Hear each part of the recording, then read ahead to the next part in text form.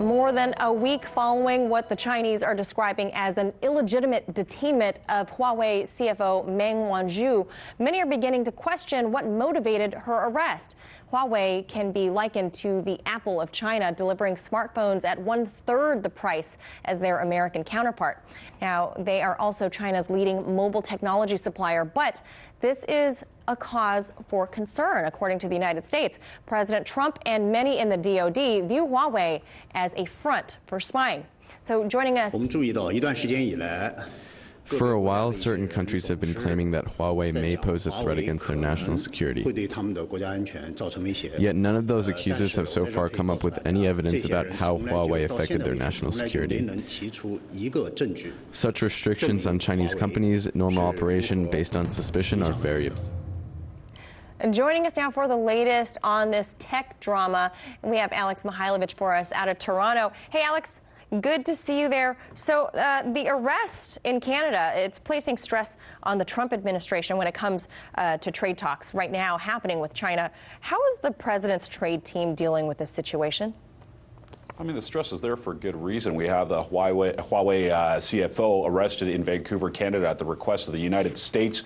And guess what? John Bolton, President Trump's security advisor, knew this was going down while they were in Argentina and while President Trump was having dinner with President Xi, talking about making the tariffs between the two countries go away. So, yeah, this is an issue. Supposedly, President Trump had no idea that this was happening and that this arrest was going to be made. And now he's in a situation where he has to figure out what to do. So if you look at just what we've seen from the markets, markets have reacted to this. The markets have gone down.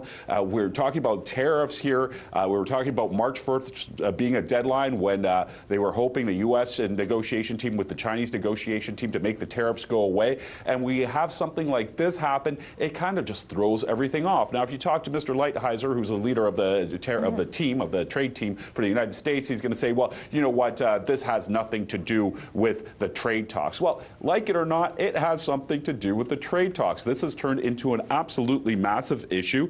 And for right now, we're seeing China is, in a way, retaliating. Its justice system has spoken out. They have basically banned iPhones, everything from the 6S to the 10, from being sold and distributed in China because they say that there are some patent discrepancies there, that they are actually broken patents from Qualcomm. So you can see that this can easily go to tit for tat. These whole negotiations are very, very fragile as they stand. But when something like this, you have to question the timing also. Why is this happening now at a moment when President Trump and President Xi were about to get things done? This is not good for business. Now, Alex, as you mentioned, I mean, this is a very delicate situation that's happening. This whole ordeal is going to require, I think, a little bit of a balancing act on the behalf of the American president, right?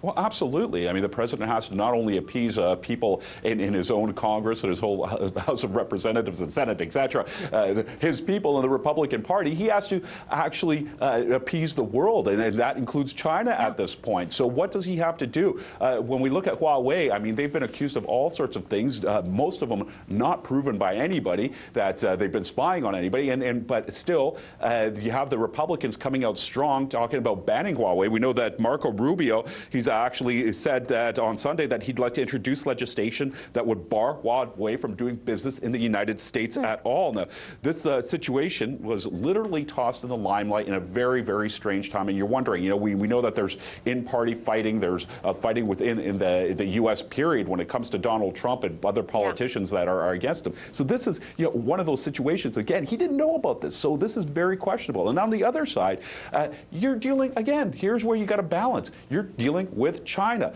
Nobody wants, well, maybe somebody does, but most people don't want to see the two biggest economies in the world at each other's throats, and they don't want to see a trade war grow and become worse. So, yeah, this is a very sticky situation for the Trump administration, and probably something that they'd like to get out of sooner than later. Certainly still unfolding, and of course, I'm sure we'll have you back to discuss more about that. So we'll leave that right there. Thanks so much for that, Alex Mihailovich. Thank you. Hey YouTube, thanks for checking out our channel. We hope you enjoyed the video. We have tons of content for you just like this. For more of RT America's one-of-a-kind news and analysis, be sure to subscribe and never stop questioning more.